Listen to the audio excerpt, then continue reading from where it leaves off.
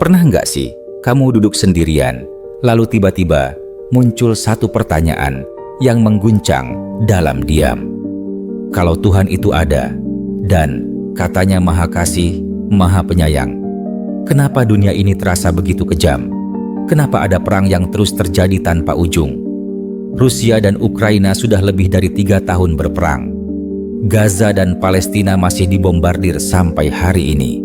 Orang tua kehilangan anak, anak kehilangan rumah. Apa semua ini cuma bagian dari rencana? Bayangkan, kamu terbangun di pagi hari dan mendapati seluruh keluargamu tak ada karena satu serangan udara.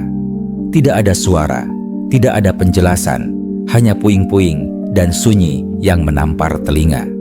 Atau kamu duduk di rumah sakit, menatap anakmu yang kejang karena penyakit langka yang bahkan dokter tak bisa jelaskan. Kamu berdoa, tapi suara doamu hanya menggantung di langit-langit kamar. Kenapa ada penyakit yang datang tanpa peringatan? COVID-19 merenggut jutaan nyawa, dan bahkan sekarang masih ada penyakit lain. Kanker, stroke, penyakit autoimun, gangguan mental, depresi, semuanya datang menghantam tanpa pilih kasih. Orang baik pun ikut menderita. Kalau Tuhan itu Maha Kuasa, kenapa Dia nggak hentikan semuanya? Dan kalau Tuhan itu Maha Kasih, kenapa Dia membiarkan penderitaan terus terjadi? Inilah yang disebut sebagai problem of evil, atau dalam istilah filsafat, teodisi.